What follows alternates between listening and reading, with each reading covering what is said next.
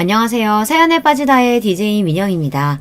오늘도 두 가지 사연 준비되어 있는데요. 오늘도 재미있게 들어주시고 구독과 좋아요 버튼도 눌러주세요. 그럼 오늘의 사연 함께 시작해 볼게요. 안녕하세요. 저는 경기도에 살고 있는 여자입니다. 시댁에서 주로 시어머니 때문에 일어나는 이모저모가 여성들 입장에서는 압도적으로 많다고 여겨질 텐데요. 저는 주된 인물이 시아버지 쪽이었어요. 옛날에 가정에서 정말 폭군 그 자체이셨던 분이라고 하고요. 시어머니께서 말려도 소용이 없었다고 하죠. 자식들에게 엄청 무섭게 구는 분이셨습니다. 제 남편에게 남동생이 하나 있거든요. 시동생하고 2살밖에 차이가 안 나니 자라면서 뭐든 함께하며 한 세트처럼 여겨졌을 형제가 아닐 수 없습니다. 그런 아들들이 조금만 크고 나면 당신에게 기어오를까봐 겁이 난다고 하시면서 시아버지께서는 항상 그런 싹을 미리 밟아놔야 한다고 주장을 하셨어요.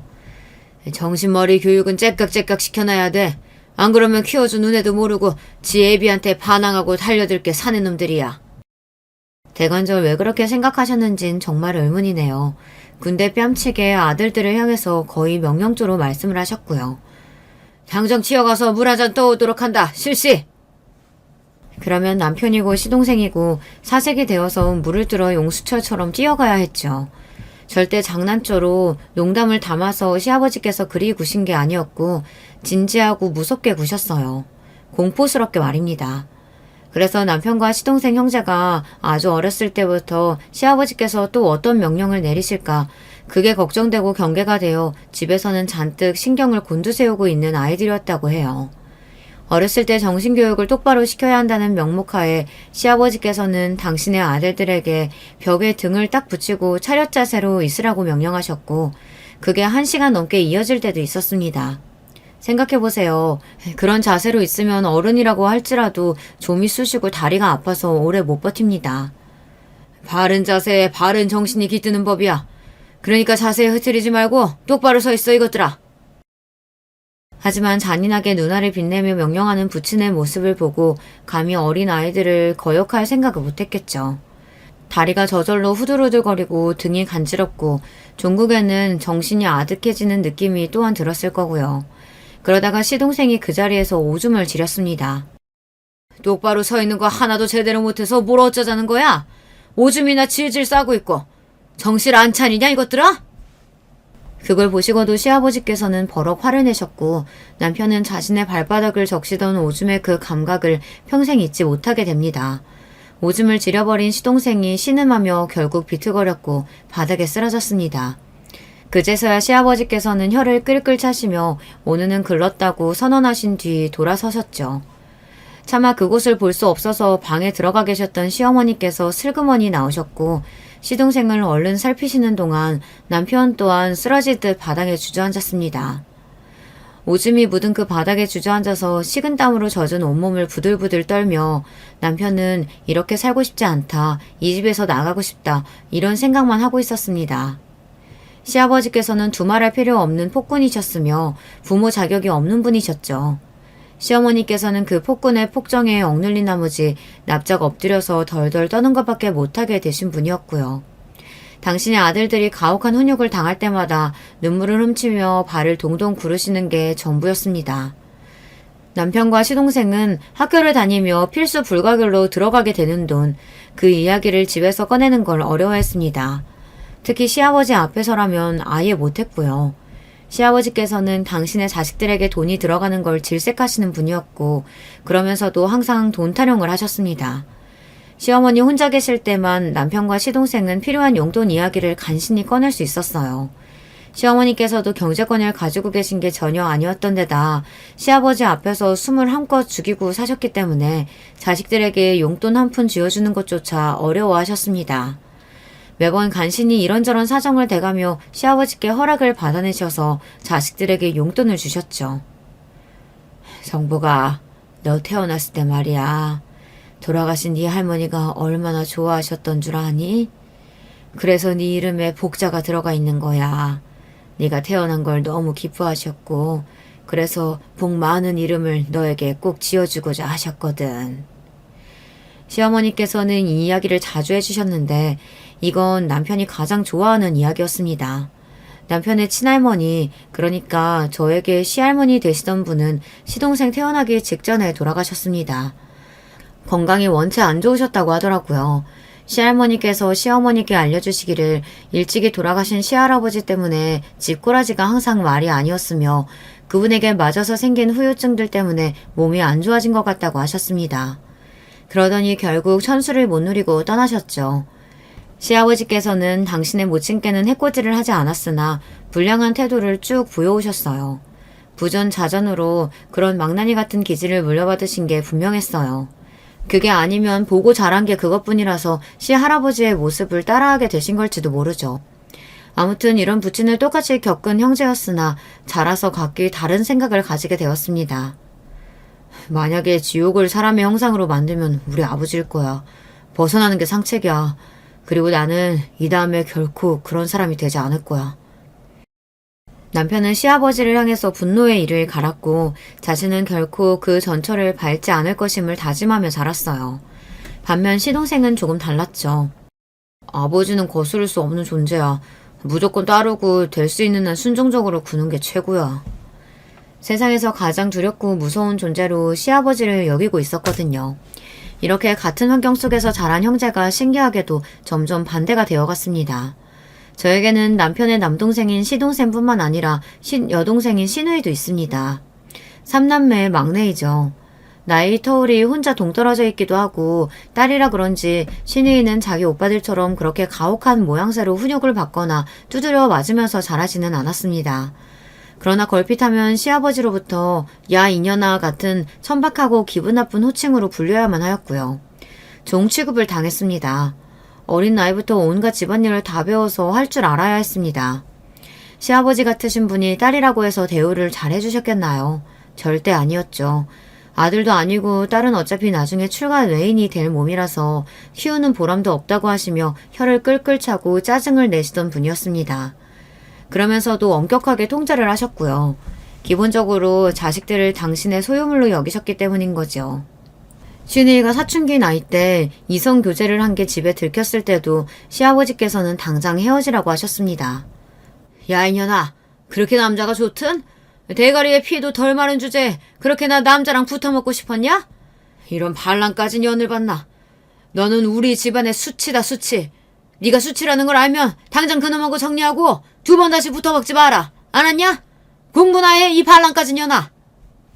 시누이로서는 이성교제 사실을 들킨 것도 억울했고 평소에 여자는 공부를 해봤자 아무 소용없다고 노래를 부르시던 분이 이럴 때나 공부나 하라고 혼을 내시는 건 역시도 억울하게 느껴졌습니다. 사춘기 반항심에 시누이는 남자친구하고 헤어지지 않았죠. 대신 꼬리가 밟히는 일이 없도록 조심하면서 만났고요.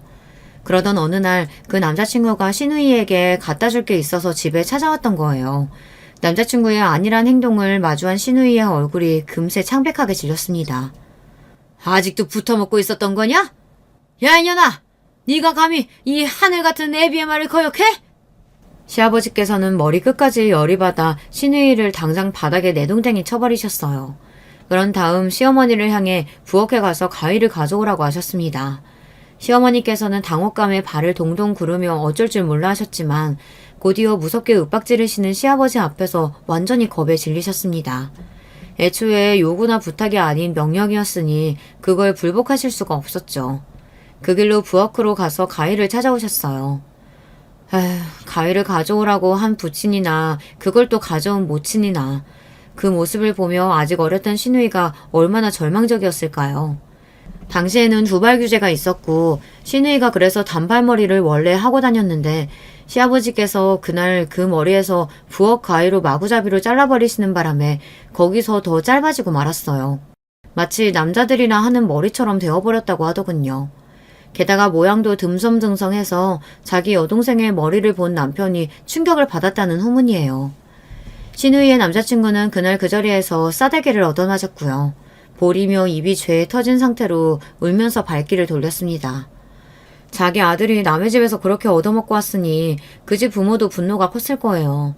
하지만 상대가 개념도 상식도 통하지 않는 무례배였기 때문에 어쩔 수 없이 참았던 모양이에요. 말이 통해야 가서 따지기라도 하죠. 대화 자체가 안 통하는데 뭘 어쩌겠어요. 신이는 깊은 죄책감을 느끼게 되었고 그 이후로는 절대 자신의 개인적인 이야기를 집에다가 하지 않게 되었습니다. 꼬투리를 잡힐 조금의 여지도 내어 보이지 않았고 집에 마음의 문을 닫게 되었던 거죠. 계집년들은 나이가 차는 대로 시집이나 가버리면 그만이라고 시아버지께서는 입버릇처럼 그런 소리를 하셨었고 그것에 질릴 대로 질린 신우이는 일부러 순종적인 척하며 조용히 지내다 고등학교를 졸업하자마자 집을 나왔습니다.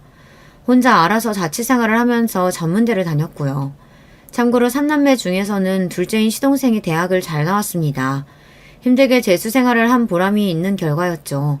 재수를 하겠다고 결정을 지었던 것도 시아버지의 강요가 있었기 때문입니다. 시동생의 머리를 빡빡 밀어버리셨고 무조건 재수를 해서 좋은 대학에 가라고 하셨거든요. 고작 이것밖에 안 되는 놈이었냐? 아주 실망이 이만저만이 아니다. 힘들게 교육시켜서 키워놨더니 고작 이게 뭐냐? 대가리 속에 똥만 가득 찼으니 이러는 거지 뭐. 머리 밀고서는 이제 정신 차리고 피를 토한다는 각오로 공부만 해라. 시동생은 죽기 살기로 공부를 하는 수밖에 없었습니다. 시아버지께서 당신의 처남에게 좋은 대학을 강요하셨던 것은 처남보다 공부 수준이 좀 더 나아 보였던 장남이 기대 이하의 결과물을 냈기 때문일 거예요. 하지만 장남에게는 재수를 강요하실 수가 없었죠.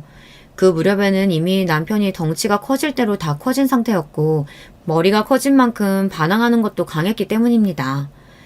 시아버지 당신께서 마구잡이로 휘어잡고 휘둘렀던 옛 시절을 다시 남편에게 맛보여주기는 어렵게 되신 것이었죠. 그래서 그 분노와 욕구를 몽땅 시동생에게 푸셨습니다. 그런 덕분이라고 해도 될지는 모르겠으나 어쨌든 시동생은 결과적으로 대학을 잘 갔어요. 남편은 보통 수준의 대학을 나왔습니다. 형제가 둘 다 군대를 다녀오고 대학을 졸업하고 사회생활을 시작하게 되자 이제 시아버지께서는 옛날에 그 폭군스러웠던 면모를 많이 잃으신 뒤였죠. 사람은 고쳐 쓰는 게 아니라는 말처럼 좋은 성격으로 변하신 건 절대 아니었고요. 나이가 드시면서 자연스레 힘을 잃게 되셨던 것뿐입니다. 더 이상 당신의 뜻대로 모든 것을 휘어잡고 군림할 수 없다는 걸 어쩔 수 없이 납득을 하신 것이었고요. 아마 이런 부모를 겪어보신 분들이 계실 거라는 생각이 드네요. 젊어서 기력이 있으셨을 때는 자식을 휘어잡으시고 멋대로 구시고 소유물처럼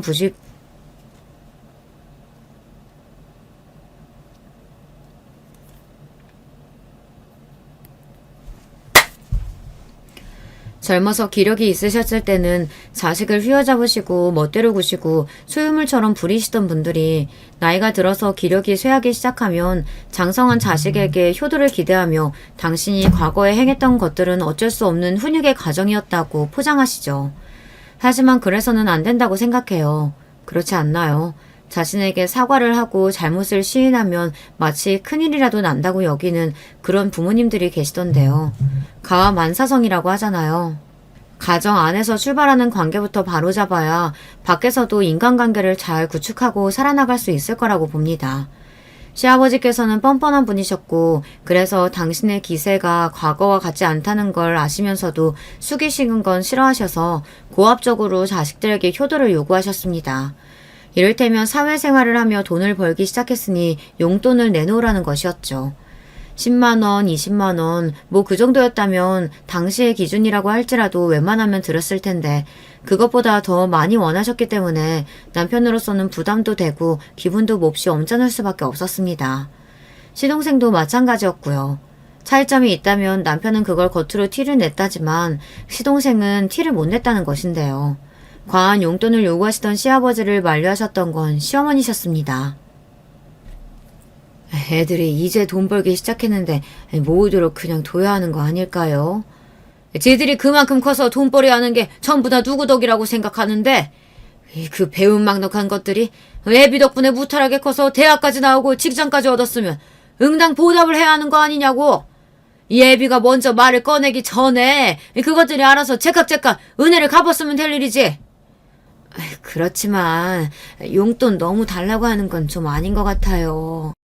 아니기는 뭐가 아니야. 이 옆에 내가 나이 처먹고 주름살만 늘어난 게 아니라 간땡이도 같이 불었나? 죽고 싶어? 그게 아니라 당신 잘 생각해봐요. 애들이 이제 각자 자기 짝 만나서 결혼하려고 들지 않겠어요? 장가를 가야죠. 그런데 집에서 보태줄 거 없다시피 하니까 애들이 알아서 장가를 가야 하는데 돈을 모아야 되지 않겠냐고요. 돈이 없어서 장가 못 가기라도 하면 그럼 어떡할래요? 애들이 장가만 잘 가면 차마 며느리하고 귀한 손주 보여주면서 그때 효도 많이 할 테니까 지금은 애들이 돈 좀 모으게 그냥 두십시다. 이 에펜나가 진짜 미쳤나? 어디 서방한테 훈계질이야? 어디서 지금 나를 감히 가르치려 들어? 시어머니 딴에는 아주 드문 일로 용기를 쥐어짜서 목소리를 내신 것이었고요. 그런 시어머니를 당장이라도 한 대 치실 듯 손을 위로 번쩍 드셨으나 시아버지께서는 은근히 설득을 당하시는 중이었습니다. 어쨌거나 가부장적이셨던 분인 만큼 남자가 결혼할 때 뭔가 역할을 다해야 한다는 생각을 가지고 계셨거든요. 자식이 결혼을 안 한다는 가정은 아예 하지도 않으셨고요. 반드시 결혼을 해서 가정을 이루고 사는 게 정상적인 거라고 여기시는 분이었습니다. 그리고 시어머니께서 완곡하게 표현을 하셔서 그렇지 시댁에서는 자식들의 결혼에 보태줄 수 있는 수준이 없다시피 한 정도가 아니라 아예 없었으며 집안에 모아둔 재산 같은 것도 딱히 뭐가 있다고 보기가 힘들었어요. 그러니 시아버지께서도 그때 한 발짝 뒤로 물러나셔서 말도 안 됐던 과도한 용돈 요구를 철회하셨던 것이겠죠. 저는 시댁이 이런 곳인지 전혀 모르는 상태에서 남편을 만났기 때문에 처음에는 그래서 남편의 태도를 이해하기가 어려웠습니다. 남편이 요구하기를 자기 집에는 절대 돈 이야기 같은 거 안 했으면 좋겠다고 그랬거든요. 자기 집에 돈 이야기 솔직하게 하는 것보다 바보 같은 짓은 없다고 그랬습니다. 저는 남편이 대체 왜 저러나 싶어서 이해가 안 갔는데 자란 배경을 알고 나니 천천히 납득이 되더라고요. 남편이 시아버지라면 치를 떨기도 했고 전혀 신뢰가 없었으며 돈을 갖다 바칠 생각도 없었던 것입니다. 그럼에도 어쨌든 부모이니까 차마 연을 끊고 살기는 못했던 것 같아요. 남편이 장남이기도 하고 시어머니를 생각해서라도 기본적으로 최소한의 자식된 도리는 하면서 지냈던 것이겠죠. 저는 성격이 확실한 편입니다. 나이가 들면서 이게 경계가 좀 연해졌는데 지금보다 어리고 젊었을 때는 성격이 아주 확실했어요. 좋게 말하면 똑부러지고 나쁘게 말하면 성질이 살짝 있으며 싸가지는 조금 없다고 할까요. 그런데 제가 괜히 심심해서 그런 성격이 된 건 아니었고요. 그런 식으로 노선을 딱 정해서 정확하게 정리를 해야만 하는 환경에 놓여 있었기 때문에 그렇게 된 것이었어요. 타고난 성격 자체도 그리 유들유들하지는 않았기 때문에 한마디로 저는 좀 드센 여자라고 할 수 있었습니다. 문 남성들이 꺼려하는 성격이었는데요. 제가 특징이 하나 있다면 드센 여자인과 동시에 잘난 여자였습니다. 저희 부부는 남편이 저에게 먼저 반해서 구애를 하며 만나게 된 관계예요. 남편이 그러기 이전에도 제가 좋다고 하는 남자들이 몇 있었습니다. 좋은 결혼 자리도 들어왔었고요. 하지만 저는 남편이 제일 마음에 쏙 들었습니다. 같이 있으면 편안하기 때문이죠. 그리고 딱 통하는 점이 있었습니다. 여러분은 부부라고 해서 모든 걸 공유해야 한다고 생각하시나요? 서로 숨기는 거 하나 없이 다 공개하고 살아야 한다고 생각하시나요? 저는 꼭 그렇다고 보지 않는 사람이었습니다. 결혼을 해서 한 집에 살더라도 각자의 시간과 공간이 따로 확보되어야 한다고 여겼어요. 남편은 시아버지 때문에 힘든 유년 시절을 겪어서 그런지 살짝 예민한 기질이 있었고 성격 면에서도 가끔씩 어두운 면이 드러났습니다. 힘들거나 지치는 일이 있으면 혼자서 깊이 땅굴을 파고 들어간 뒤 조용히 재충전을 해야 하는 유형이었으니까요. 저는 워낙에 혼자 있는 걸 잘하기도 하고 좋아하기도 하고 그런 사람이었고요. 이러니까 저희 두 사람이 딱 통할 수밖에 없었던 거겠죠. 결혼하기로 마음을 먹은 거엔 망설임이 따라붙지 않았습니다. 확신에 넘쳐서 행복한 마음으로 결혼을 결정지은 저희 두 사람을 보며 시어머니께서는 어딘가 아쉽다는 그런 표정을 지어주셨고요.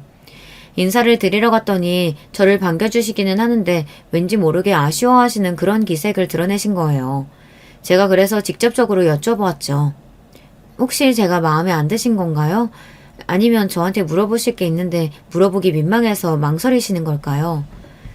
대체 왜 그렇게 아쉬운 표정을 드러내시는지 궁금해서 여쭤보았더니 시어머니께서 솔직하게 바로 답을 주시더라고요. 아니, 난 다른 게 아니고 나이 하나가 마음에 걸려서 그렇지. 나이요? 제 나이요? 아, 혹시 제가 나이가 좀 많다고 생각하신 거예요? 생각이 그런 게 아니라 진짜로 나이가 많잖아요. 아닌가요? 제가요? 어린나이는 솔직히 아니지만 그렇다고 해서 나이가 많다는 소리를 들을 정도는 아닌 것 같은데요. 어머님은 많이 어린 며느리를 기대하셨나 봐요. 아니, 그러니까 나는 우리 아들보다 나이가 더 많다고 하니까 그게 좀 마음에 걸려서 하는 소리지. 2살밖에 차이 안 나요. 완전히 또래인데요? 여자 쪽이 남자보다 나이가 많으면 그만큼 단점이 많지.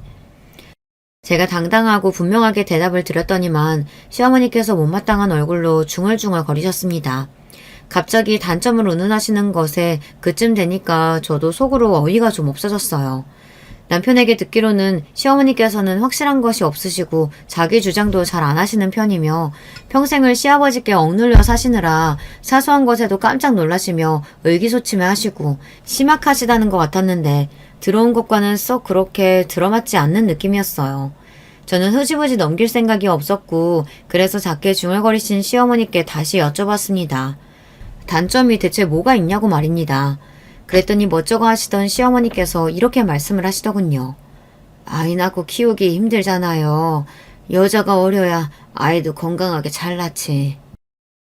아이를 많이 낳아서 축구팀 만들고 야구팀 만들 거 아니에요. 아이는 하나 혹은 둘만 낳을 생각이거든요. 요즘에 아이 많이 낳은 집들이 워낙 드문 건 어머니도 아실 테고 아이를 많이 낳을 것도 아닌데 제 나이 때문에 이세 걱정하시는 건 괜한 걱정이라고 말씀드리고 싶어요. 아니 그러니까 내 말은 또 여자 쪽이 남자보다 연상이면 너무 드세게 굴고 남자 머리 꼭대기 위에 서려고 하고 매사에 고집 부리고 그럴까봐 걱정이라는 거지. 그래요? 저는 그렇게 생각 안 하지만 만약 어머님 말씀대로라고 할지라도 그게 뭐 그렇게 문제인가요? 아니 왜 문제가 없어요? 여자 쪽이 남자보다 어려도 별로 그렇게 썩 좋은 것 같지는 않거든요. 자기 주장 똑바로 못하면서 살고 남자한테 억눌려서 살고 그래서 자식들도 못 지켜주고 할 말도 당당하게 못해서 자신감 없게 웅얼거리고 그런 것보다는 똑바로 말하고 똑바로 행동하면서 사는 게 더 나은 그림 아니겠어요? 남자는 여자하기 나름이라는 말도 있잖아요. 여자가 자기 주체적으로 살면서 올바르게 서 있어야 남자도 중심을 잡고 살아갈 수 있다고 생각합니다. 시어머니께서는 이제 말문이 꽉 막히신 표정이 되어 있었죠. 꼬투리를 잡고 싶으셔도 제가 든 예시가 꼭 당신의 이야기처럼 느껴져서 차마 반박을 하실 수가 없었겠죠. 결국 입을 꾹 다무신 채로 저희 부부가 결혼할 때까지 그 어떤 의견도 안 내신 채 가만히 계셨습니다. 시아버지의 허락은 받아내고 자시고 할 것도 없었고요. 시아버지께서는 자존심과 허세 때문에 겉으로는 아닌 척 하셨으나 이미 장남의 기세에 눌리신 지 꽤 된 참이었습니다. 장남이 결혼을 하겠답시고 여자를 데려왔는데 그 앞에서 대놓고 반대를 하실 여력이 안 되셨었어요. 당신께 자산이라든지 권이라든지 그런 위험이 있어야 반대할 명목과 명분이 설 텐데 그게 아니었으니까요. 장남의 똥꼬집을 꺾는데 귀찮아서 그냥 결혼 허락을 하시겠다고 시아버지께서는 단순히 그런 반응만 내놓으신 게 전부였네요. 똥꼬집 부려서 혼자 알아서 결혼하는 거니 그런 놈한테 집에서 지원해줄 수 있는 것도 없다. 어차피 지원해줄 수 있는 게 없으시면서 말씀을 참 이상하게 하셨습니다. 그렇게 구시면 새 며느리인 제가 우물쭈물하면서 눈치 보고 당신을 어렵게 생각할 거라고 여기셨을지도 모르죠. 하지만 저는 별 생각 없었고요. 그냥 넙죽 네 감사합니다 하고 말았었네요. 이쯤에서 저의 배경을 밝혀봐야 할 것 같은데요. 제가 꽤 사는 집에서 태어난 아이였습니다. 집이 잘 살았고요. 그래서 저는 유복하게 자랐습니다. 저의 어릴 적 사진들을 보면 그 모습에서부터 마냥 해맑고 부유한 티가 납니다. 그런데 그런 환경이 오래가지는 않았죠. 제가 초등학교에 입학을 앞두고 7살 때의 일이었어요. 사기를 당해서 집안이 주저앉았어요. 고모와 고모부가 처음에 당하셨고 그 전말을 정확히 모르시는 채로 저희 부모님을 비롯해서 친인척들이 나섰다 다 함께 패가 망신을 당했습니다. 그때 충격을 받으신 친할아버지께서 돌아가시기도 했어요. 그래서 저는 진심을 다해서 사기죄를 증오하는 사람입니다. 사기죄 이것도 사실상 사람을 죽이는 죄 아닌가요? 사람이 사람을 믿었을 뿐인데 그 믿음을 배신하는 것도 모자라서 재산을 강탈하여 잃게 만들다니 이건 솔직히 죽으라고 그러는 것과 다름없는 거 아닌가요? 엄청난 사기 사건에 휘말려 막심한 피해를 입게 된 후 저희 가족은 갑자기 방 한 칸짜리 아주 작은 집으로 보금자리를 옮기게 되었고요. 그마저도 한자리에서 오래 살지 못해서 여러 곳을 전전하며 살았습니다. 그런 생활을 약 5년 정도 하다가 그나마 조금 방이 큰 곳으로 가서 정착을 하였고요. 그런데 저희 어머니가 몹시 강단이 있는 분이셨어요. 정신력 같은 게 보통 분은 아니셨고요. 그러니까 이를 악물고 그때까지 버티셨죠. 새로 정착을 한 동네에 과거 인연이 잠시 있었던 분이 살고 계셨다는 걸 알게 되셨던 어머니는 저를 데리고 그분을 자주 찾아뵙기 시작했어요. 왜냐하면 그분이 미용실을 하고 계셨거든요. 어머니는 괜히 그곳에서 아무도 시키지 않은 잡일을 하시며 살갑게 구셨고 그분의 환심을 사셨습니다. 그런 것에는 다 이유가 있었죠. 어느 날 어머니가 저를 보며 말씀해 주셨어요. 이제 학교 마치고 갈 데 없으면 무조건 거기 미용실에 가 있어. 내가 말은 다 해놨으니까 너는 그냥 거기 가서 있고 싶을 때까지 있어도 돼. 알았지? 그 시절은 지금과 같지 않았으니까요. 이웃의 공간에 가서 시간을 보내는 게 이상하지도 낯설지도 않았던 때였죠. 저는 어머니의 그 말씀만 듣고서 정말로 그날 이후로 미용실에 혼자 찾아가 시간을 보내기 시작했어요. 어머니는 이제 저녁 늦게까지 하는 일을 다니고 계셨거든요. 당연히 아버지는 밤낮 없이 돈을 벌러 다니고 계셨기 때문에 두 분은 맞벌이였고요. 어린 저는 학교 수업이 끝나면 있을 곳이 필요했죠. 학원을 갈 돈도 없었고 매일같이 친구들 집을 전전하는 것도 무리가 있었으며 저녁밥을 매일 얻어먹을 수는 없었으니까요. 그런 면에서 미용실은 저에게 저녁까지 안락하게 시간을 보낼 수 있는 최적의 장소였습니다. 미용실 안에 딸린 쪽방에서 책을 읽기도 하고 손님들이 왔다 갔다 하는 걸 구경하면서 때로는 흥미로운 아주머니들의 대화에 귀를 한껏 기울이기도 하였죠. 그러다가 점점 아주머니들에게 저의 존재감이 부각되었고 어느새 저는 어린이인 주제에 그분들 사이에 껴서 한자리를 차지하게 되었습니다. 저를 챙겨주는 게 재미있다시며 일부러 미용실에 단골이 되신 분도 계셨어요. 저는 낯을 크게 가리지 않는 성격이었는데 그런 시간을 보내면서 점점 더 대범한 구석을 갖추게 된 듯 싶어요. 그래서인지 사람을 상대하는 것을 두려워하지 않는 사람으로 자라났고요. 그 시절, 그 시간들이 저에게는 귀중한 자산이 된 것이죠. 아주머니들이 책이라든지 문제집 같은 걸 갖다 주시기라도 하면 저는 그걸 감사한 마음으로 싹 다 보고 풀었습니다. 그러면서 자연스레 집중하는 법, 공부를 대하는 자세도 익힐 수 있었어요. 저희 가족의 성공 비결은 좌절하지 않은 것이었다고 생각해요. 빛났던 과거의 영광과 비참해진 현재의 어두움을 비교하려 들지 않았습니다. 그게 비결이라면 비결이었네요. 특히나 어머니가 워낙 의연하신 분이었기 때문에 아버지도 포기하지 않고 끊임없이 위를 바라보며 어떻게든 발버둥을 치셨던 것이라고 생각해요. 제가 중학교에 다니고 있을 때 아버지가 절치부심해서 사업을 시작하게 되셨어요. 아주 작은 규모의 사업이었고요. 그 사업은 3년차를 맞이했을 때 좋은 기회를 얻어 조금씩 규모를 키울 수 있게 되었습니다. 점차 탄탄해졌고 그렇게 성장을 해나갔죠. 미용실에서 신세를 지내며 지냈던 그런 시간들 덕분이었을까요? 저는 학창시절 내내 교우 관계도 괜찮게 유지했고 선생님들로부터 좋은 평가를 받았습니다. 학생회장을 지냈고요. 대학도 잘 갔습니다. 대학의 수준을 따지자면 시동생과 거의 비슷하다고 볼 수 있는 그런 곳을 졸업하였고요. 취업도 꽤 성공적으로 해냈는데 특히 제가 면접에서 좋은 점수를 받아 최종 입사를 할 수 있게 되었답니다.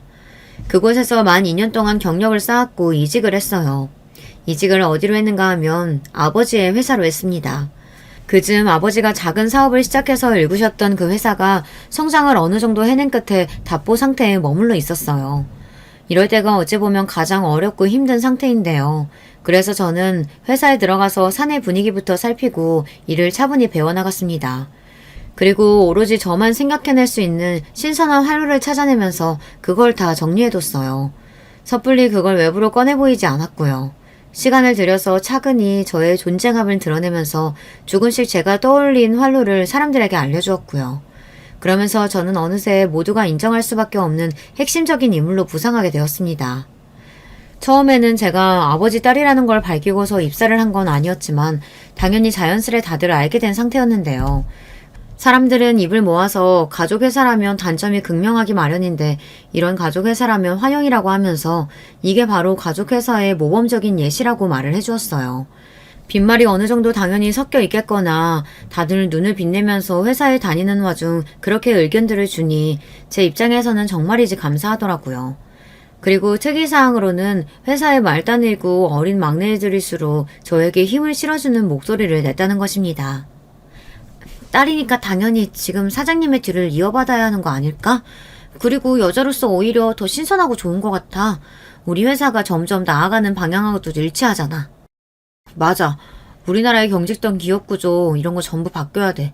능력 있고 자격되면 여자라도 대표직 달아야 되는 거야.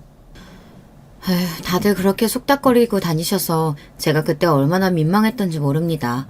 하지만 한편으로는 되게 힘이 되고 든든하기도 했었네요. 아버지는 사기 사건으로 온 집안이 폭삭 주저앉았던 힘든 과거로 마음고생을 심하게 하셨던 데다가 쉼없이 달려오시느라 무리를 너무 많이 하셔서 건강이 썩 좋지 못하였어요. 그랬기 때문에 회사에 들어와서 적응을 잘 마친 것도 모자라서 저만의 능력을 펼쳐 보이는 당신의 딸을 보며 정말 많이 흐뭇해 하셨습니다. 저 또한 아버지의 건강 상태가 점점 더 염려가 되었기 때문에 제가 얼른 만반의 준비가 다 되어 있어야 한다고 스스로를 압박하고 있었기도 했고요. 우리 딸 일도 잘하고 매사 신중하고 듬직하고 정말 최고야. 우리 딸이 아니라 남의 딸이었으면 배 아파서 혼났을 뻔했지. 그런데 정말 다 좋은데 말이다. 일도 좋지만 이제는 결혼해서 얼른 안정도 찾아야지 않겠냐? 언제까지 그렇게 오만 선짜리란 선짜리는 다 걷어차고 다닐 거야? 아버지가 저를 향해서 결혼을 종용하기 시작하셨던 것도 당신의 건강 상태와 아예 무관하지 않았을 거라고 생각이 들어요. 그래서 저는 딱히 결혼에 의욕이 없었으나 만약 제 마음에 쏙 드는 남자가 생긴다면 그때는 굳이 사양하지 않을 거라고 다짐을 했었죠. 그러다가 만난 남자가 남편이었던 것입니다. 더 늦기 전에 제발 시집을 갔으면 좋겠다고 하실 때는 언제고 막상 제가 결혼할 사람이 생겼다고 말씀을 드렸더니 아버지는 대뜸 의심의 눈초리를 하셨어요. 혹시 말이다. 네 배경 보고서 탐내는 것 아니냐? 무슨 배경이요? 어허이, 너는 알면서 물어. 아버지 제발. 우리가 무슨 재벌이라도 돼요? 아니면 최소한 무슨 어디 대단한 중견기업이라도 되나요? 아니잖아요. 아버지가 지금 우리 집안 수준을 너무 과대평가하신 거예요. 그래도 그렇지 임마. 그 집안에 비하면 우리 쪽이 하늘과 땅 차이로 높지. 우리가 하늘 그쪽이 땅. 하여간 아버지는 못 말렸습니다. 백문이 불여일견이라는 말이 있잖아요. 백날 제가 떠들어대봤자 아버지가 직접 당신의 사익감을 만나보시는 편이 낫다고 여겼습니다. 그렇게 성사된 만남이었고 그 자리에서 아버지가 여러모로 남편을 떠보셨어요. 배경을 노린 게 맞냐 아니냐 이게 관건이었는데요. 남편이 펄쩍 뛰면서 극구 부인을 했습니다. 강한 부정은 강한 긍정이라는 소리가 있긴 하지만 남편은 너무나도 진심을 다해 부정을 하는 모습이었죠. 아닙니다. 절대 그런 조건들 보고서 결혼하고자 하지 않았습니다. 외람된 말씀입니다만 제가 딱 하나 바라는 게 있다면. 바라는 거? 그게 뭔데? 우리 회사로 출근시켜달라고? 아니요, 그게 아니라 저희 집에 그 사실을 밝히지 않는 것입니다. 뭐야? 설마 자네 가족한테 결혼할 상대가 어떤 집안인지 정확히 안 밝히겠다는 건가? 내가 이해한 게 맞나? 예, 맞습니다. 저는 가족들에게 전혀 밝히고 싶은 마음이 없습니다. 그게 제 바람이에요. 아버지가 굉장히 당황하신 눈빛으로 저를 바라보셨고 저는 어깨만 으쓱하고 말았네요. 남편의 바람을 굳이 안 들어줄 이유가 없었으니까요. 아버지는 남편을 미심쩍어 하시면서도 인정해 주셨습니다. 그렇게 결혼을 하게 되었죠. 남편은 시아버지와의 관계를 회복할 시간이 눈꽃만큼도 없었어요. 당연하다면 당연한 이야기입니다. 그래서 삭막하고 뻘쭘한 부족한 부자관계였고요. 그래서 시댁하고 열심히 교류할 일도 없었습니다. 결혼하고 나서 남편은 남편대로 열심히 일을 다니며 살고 저는 저 나름대로 노력을 다하고 하루하루를 보내고 있었어요. 그런데 시댁에 변화가 생겼으니 그건 바로 시동생이 의사와 결혼을 한 것이었어요. 딱 1년 만나고 결혼을 하게 된 것이었는데요. 결혼할 때 시동생이 시아버지를 향해 드린 말씀이 압권이었다고 생각합니다. 아버지, 제가 해냈습니다. 시동생은 어린 시절 시아버지께 무섭도록 매일같이 혼이 나며 몸을 벌벌 떨고 그러다가 오줌까지 지리고 말았던 그때 그 시절의 공포에서 어찌 보자면 벗어나지 못한 모양이었습니다. 나이가 들고 사회인이 되어서도 시아버지의 그늘에서 벗어나지 못했어요. 왜냐하면 시아버지의 말씀이라면 거역할 생각도 못했거든요. 무조건 복종하고 따라야 하는 절대적인 존재로 보았습니다. 그래서 의사같이 대단한 며느리를 데려온 것을 시아버지께 자랑하고 인정받으려고 한 것이었죠. 그래 이놈아, 네가 해냈구나. 잘했다. 감사합니다 아버지. 잘 살겠습니다. 벅찬 얼굴의 시동생을 보면서 저나 남편은 이해가 안 돼서 고개가 저절로 저어졌답니다. 동서는 시동생보다 한 살이 많았어요. 어쩌다 보니까 형제가 둘 다 연상과 결혼을 하게 됐는데요. 저한테 하셨던 것과는 달리 동서에게는 시어머니께서 나이가 많다느니 그런 소리를 안 하셨어요. 그저 흐뭇하게 바라보실 뿐이었죠. 그거부터 차별이 느껴지더군요. 동서가 잘난 집안에서 태어나 자라 의사가 된 것은 아니었고요. 쉽게 표현을 하자면 개천에서 난 용에 가까웠습니다. 친인척 다 통틀어서 의사가 된 건 동서가 유일했죠. 그리고 굉장히 엄하고 무서운 부친을 두었더라고요. 모친도 만만치 않아서 동서는 한번 농땡이를 피웠다가 죽도록 얻어터진 후에 밤새도록 책상 앞에 앉아서 문제집을 푼 적도 있었다고 합니다. 가족들이 보통은 아닌 것 같았어요. 그러니까 시동생하고 통하는 구석이 있었겠죠. 제가 회사 일 때문에 바빠 죽겠건만 동서가 생겼다고 해서 시댁에 발걸음을 한 건 아니었고요. 시누이가 돌아왔길래 시댁에 종종 들리게 되었습니다.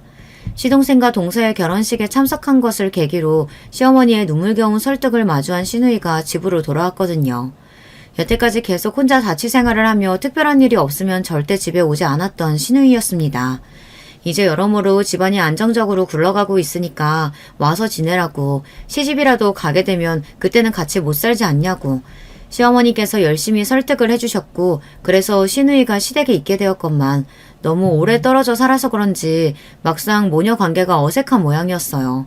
부녀 관계가 딱딱한 것은 말을 할 필요도 없었고요.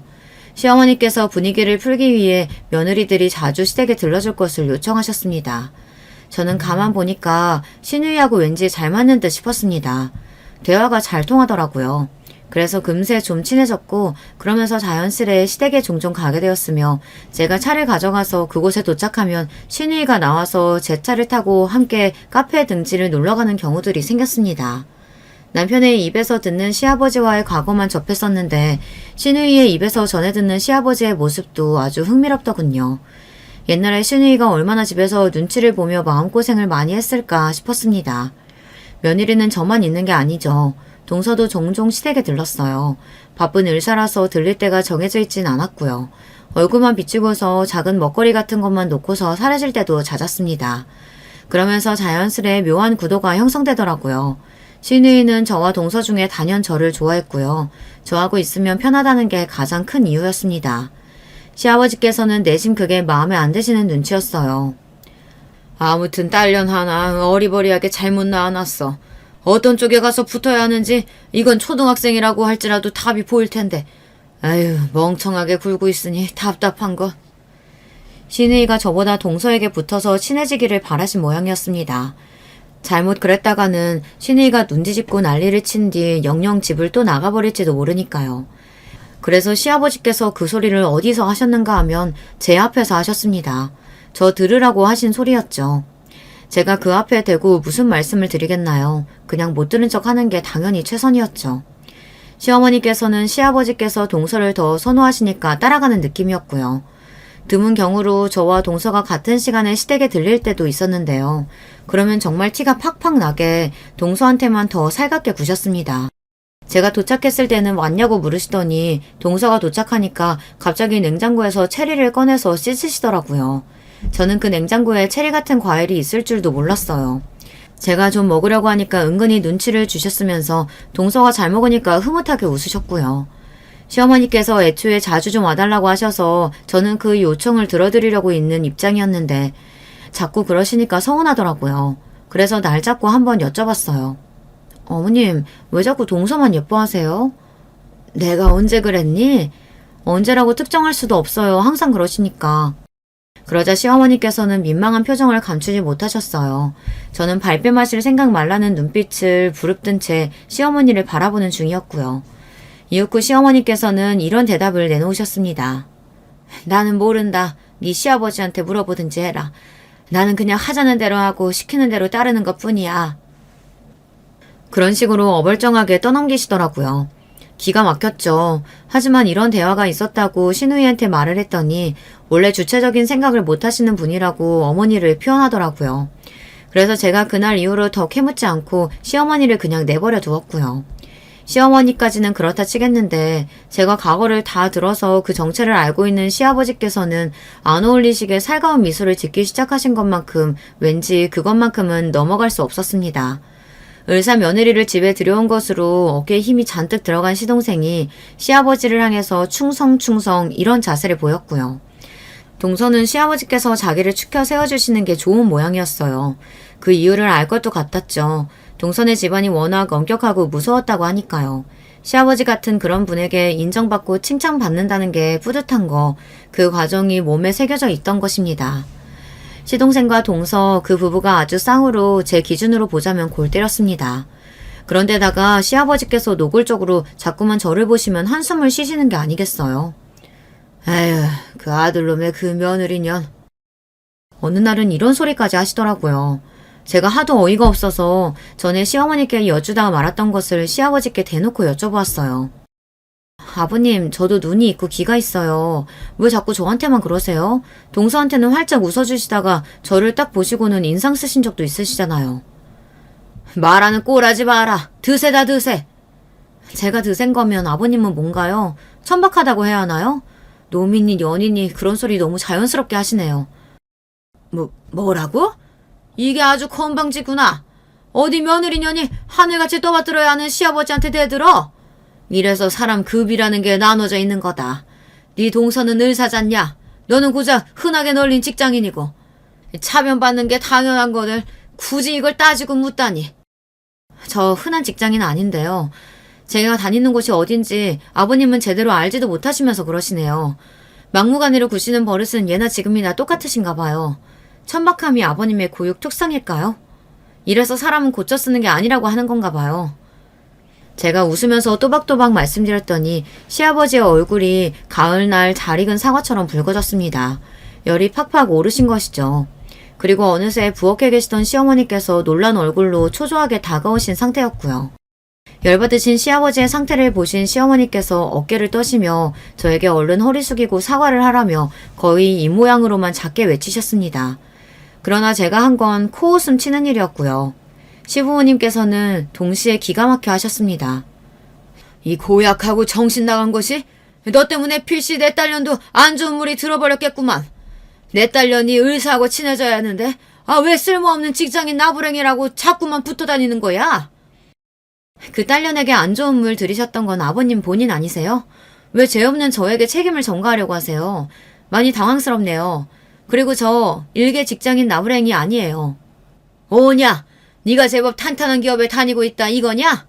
그렇다고 해도 의사에 비할 소냐? 네가 의사가 버는 것에 반에 반이라도 버냐? 네, 벌어요. 차고 넘치게 법니다. 그 탄탄한 기업 말인데요. 대표가 저예요.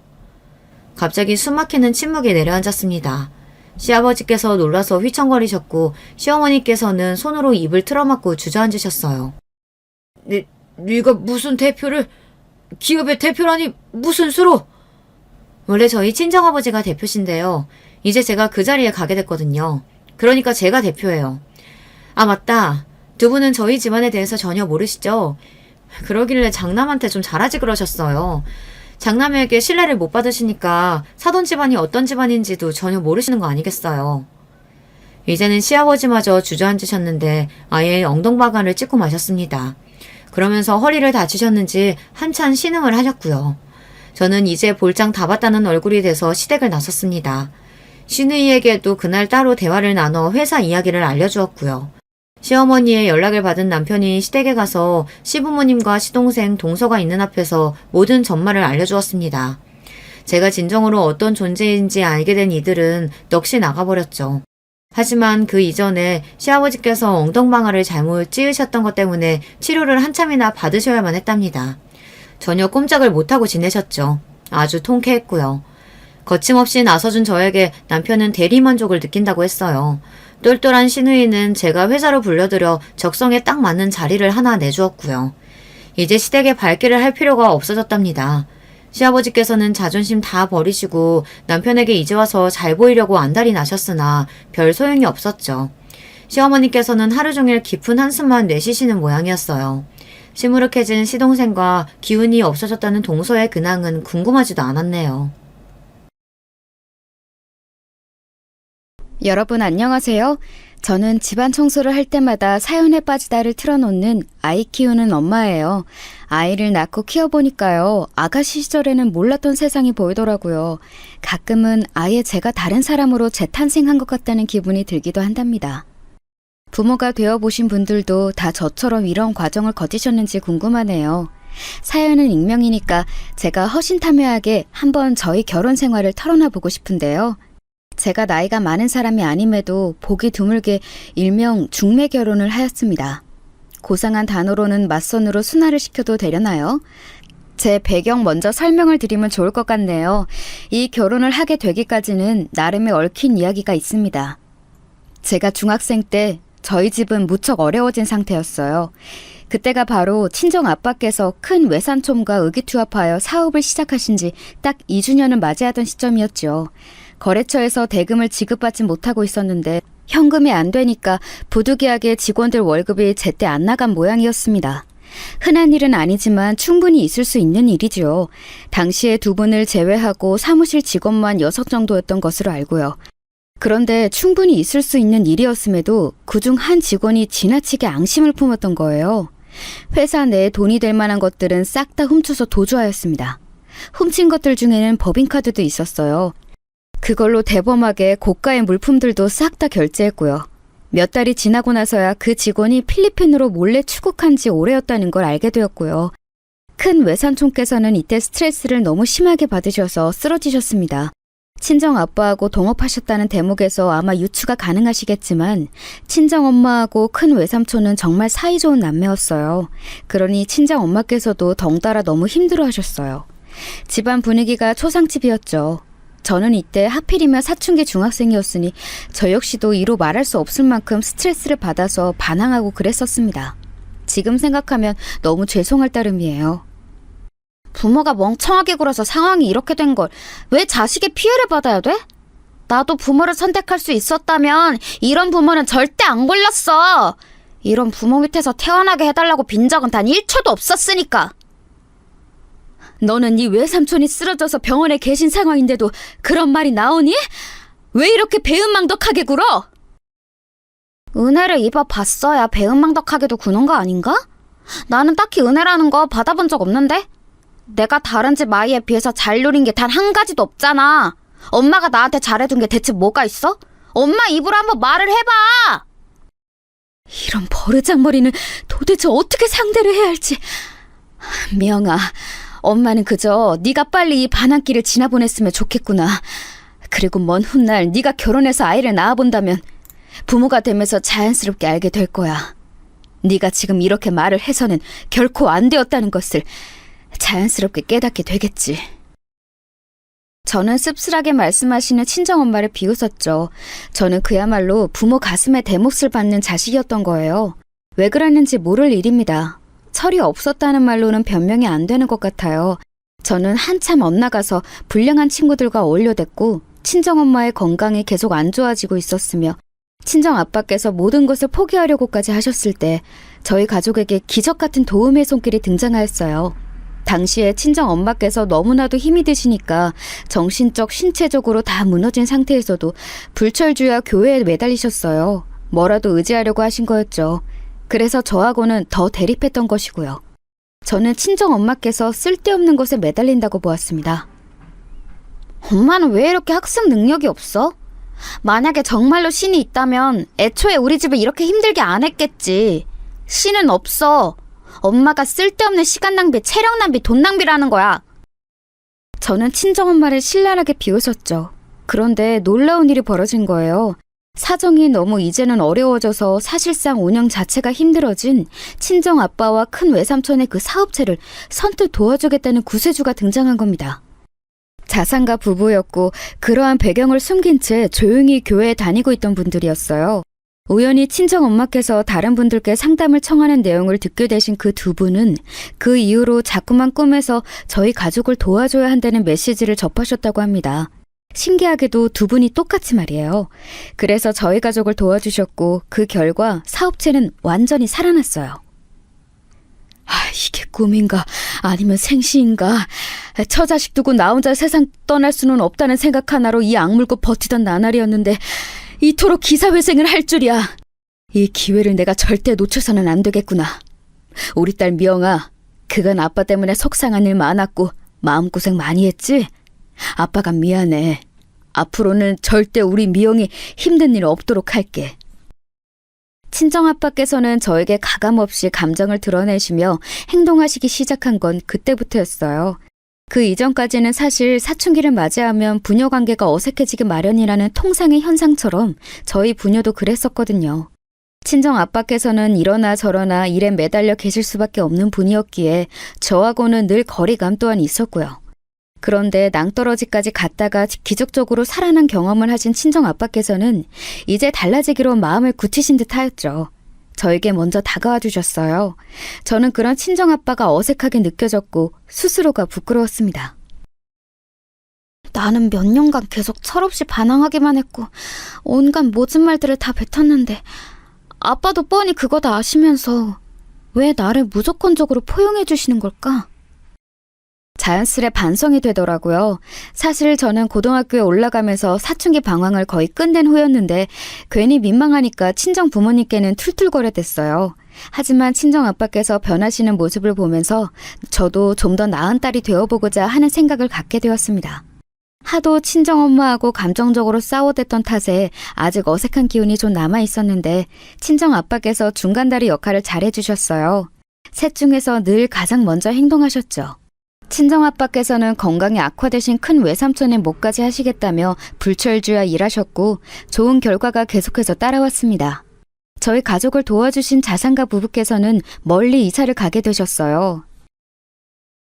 저희 집 사람이 유방암 3기 판정을 받아서요. 치료에 집중하면서 살기 위해 이사를 택하게 되었습니다. 앞으로 하시는 일 계속 잘 되기를 빌겠으니 여러분도 저희 집 사람 위해서 생각나실 때마다 기도 좀 많이 부탁드립니다. 아무럼요. 기도 많이 해드리겠습니다. 저희 가족 살려주셨으니 이런 선행을 베푸신 분들에게 나쁜 일이 일어날 거라고는 생각하지 않아요. 병마 따위 거뜬히 물리치실 거라고 봅니다. 제가 그때 교회를 나가서 늘 기도를 했던 것은 하늘의 인도하심이었다고 저는 생각을 합니다. 하늘의 인도를 받았으니 받기만 해서는 안 될 일이고 저희도 뭔가를 베풀어야 마땅하다고 봐요. 저희가 반드시 은혜를 갚을게요. 미력 하나마 저희 도움이 필요하시거든 꼭 연락 주세요. 언제라도요. 알고 보니 자산가 부부께는 투병이라는 사정이 있었고 친정 부모님께서는 눈물로 인사를 하셨어요. 그분들과 종종 연락을 주고받으셨는데 몇 년 후 유방암을 이겨낸 자산가 부부께서는 넓은 세상을 보며 건강관리까지 하시겠다는 일념으로 외국행을 택하셨어요. 아예 외국에서 살아가시기로 한 것이었죠. 저는 그저 그런 대학교를 졸업한 뒤 취직을 좀 일찍 했습니다. 경제적인 벌이가 있다 보니까 연애에도 제약이 좀 없었던 것 같아요. 꽤 자유롭게 만나보았죠. 그런데 저로 하여금 결혼하고 싶다는 생각이 들게 만드는 상대는 없었습니다. 제 또래 친구들은 슬슬 결혼을 입에 올리고 있었는데 저는 조금도 동하지 않더라고요. 상대가 먼저 결혼하자고 말을 해줘서 엉겁결에 제가 휩쓸려간 경우가 있기는 했어요. 그런데 막상 진짜로 결혼에 대한 상의가 시작되자 대판 싸우고 헤어졌습니다.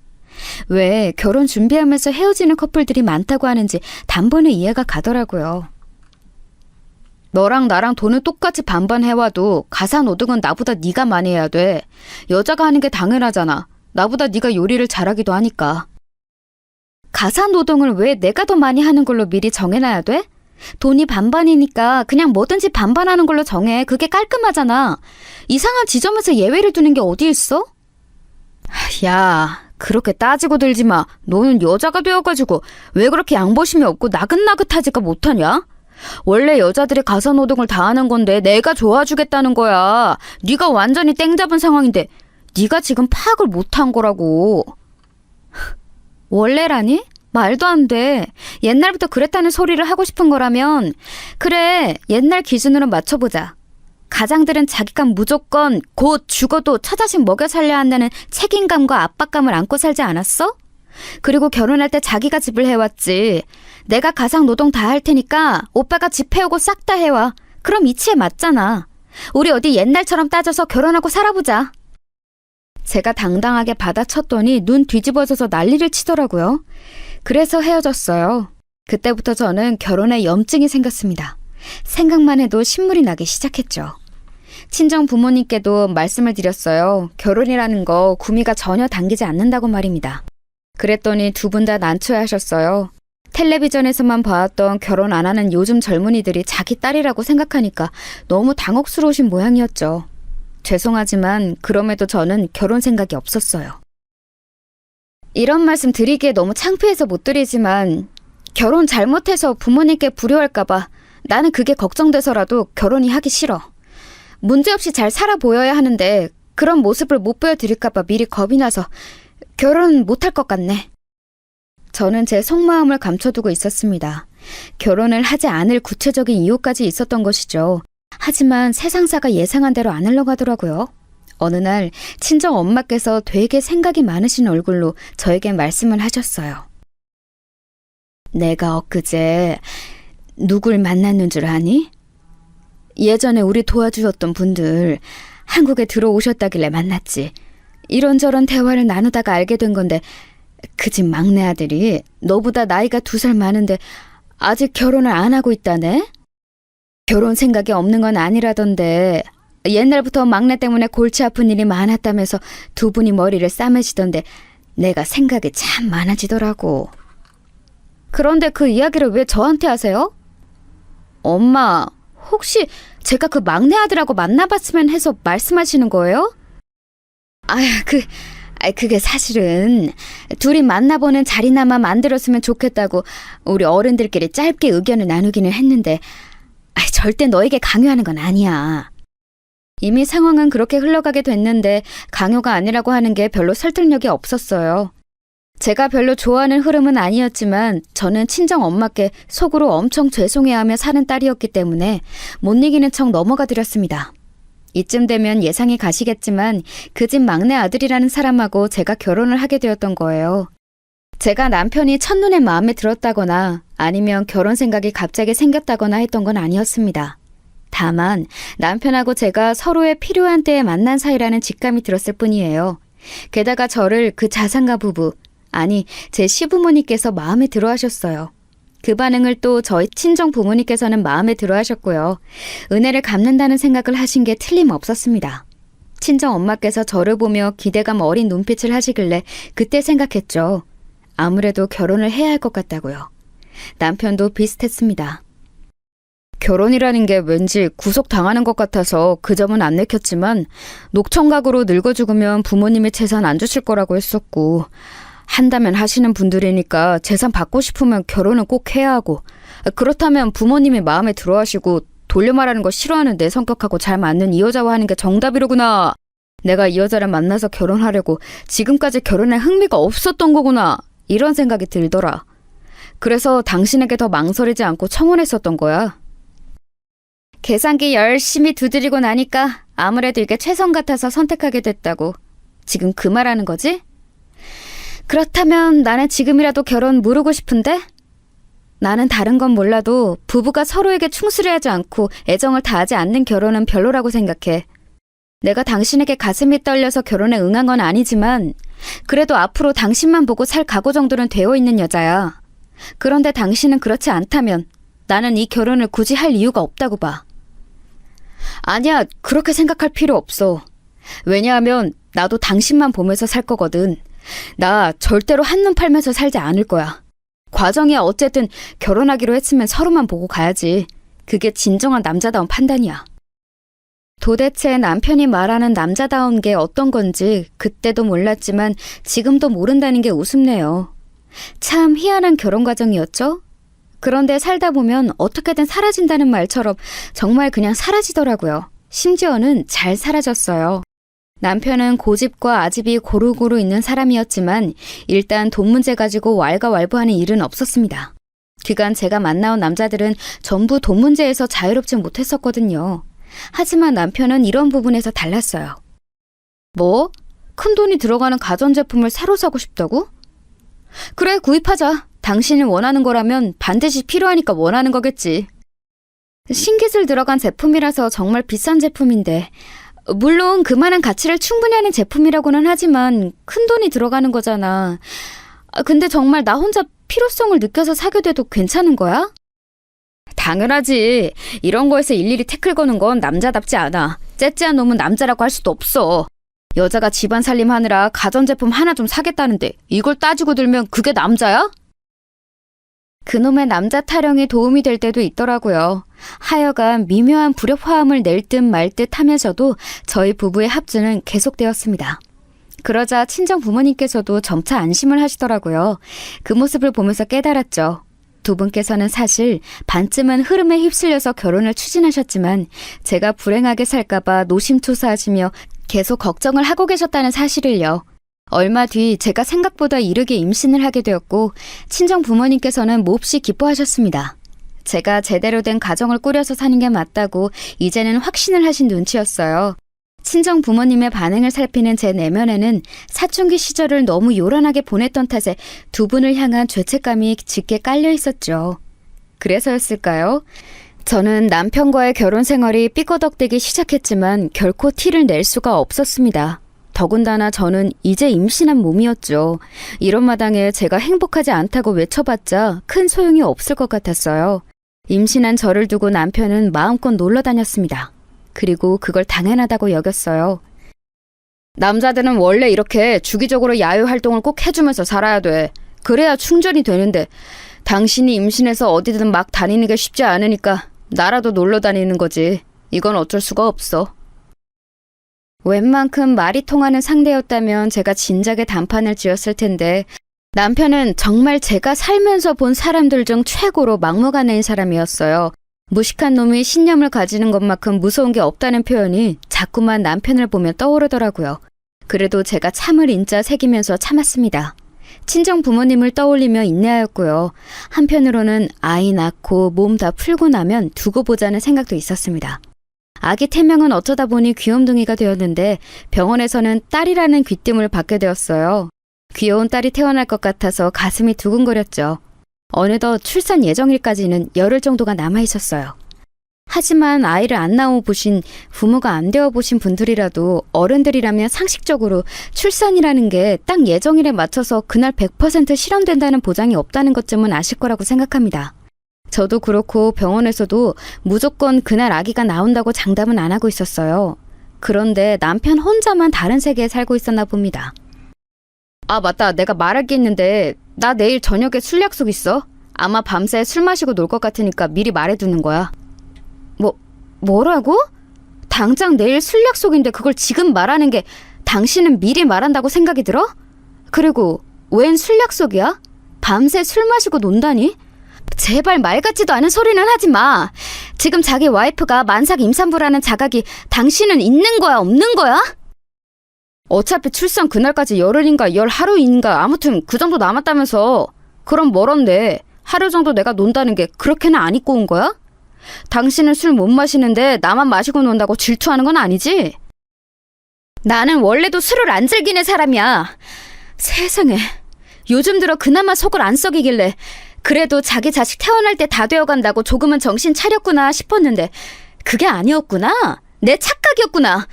당신 제발 부탁인데 정신 좀 똑바로 차려. 예정대로 돌아가면 그게 컴퓨터지 사람이야? 어디까지나 예정일이 그렇다는 거고 사실 오늘 당장 아기가 나온다고 해도 이상하지 않은 시기야. 이런 중요한 시기에 당신은 친구들하고 술이나 밤새 퍼마시고 싶어?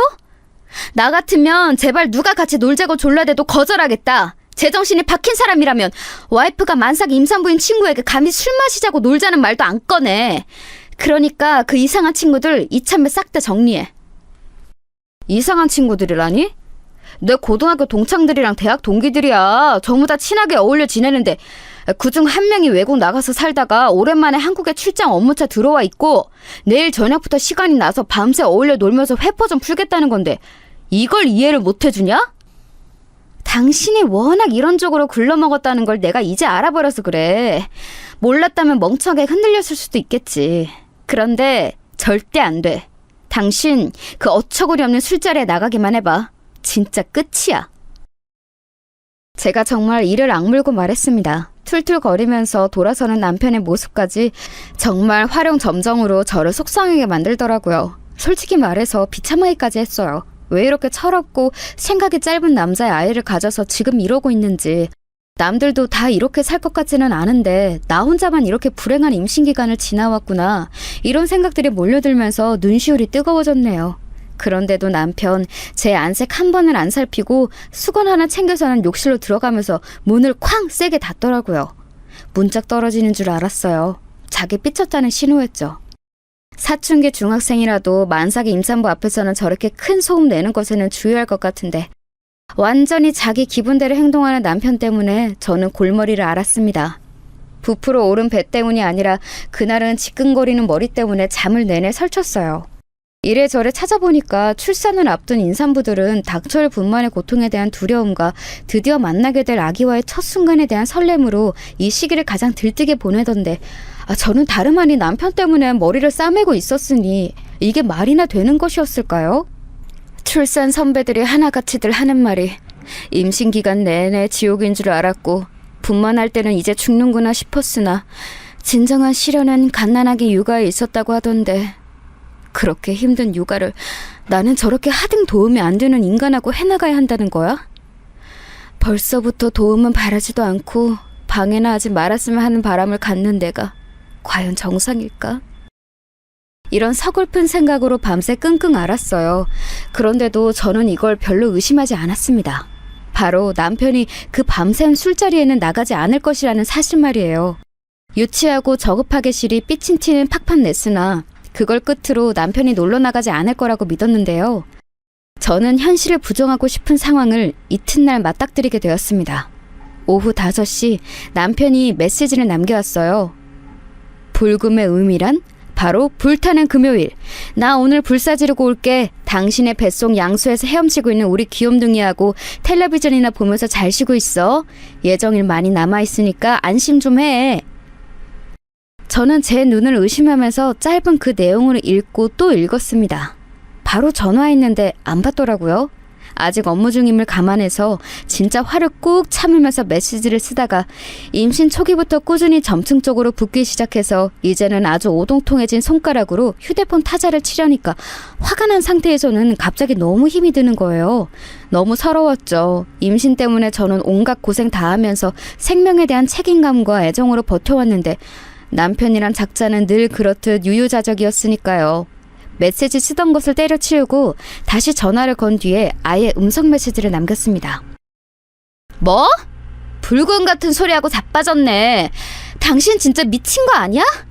우리 귀염둥이가 있는 양수 그거 언제 터질지 모르는 상황인데 불사 지르면서 논다는 소리가 그 입에서 쳐나오니?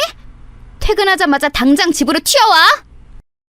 책임감이나 도리 같은 건 저는 어느새 기대하지도 않고 있었던 것 같아요. 그저 일만의 양심이라는 게 있으면 음성 메시지를 듣고 집으로 올 거라고 여겼습니다. 사람이라면 그렇게 해야 한다고 보았네요. 저녁 시간이었는데 전혀 배도 안 고팠고요. 저녁 밥을 하고 자시고 할 것도 없었던 것 같아요. 소파에 비스듬히 앉아서 그저 시계만 노려보고 있었습니다.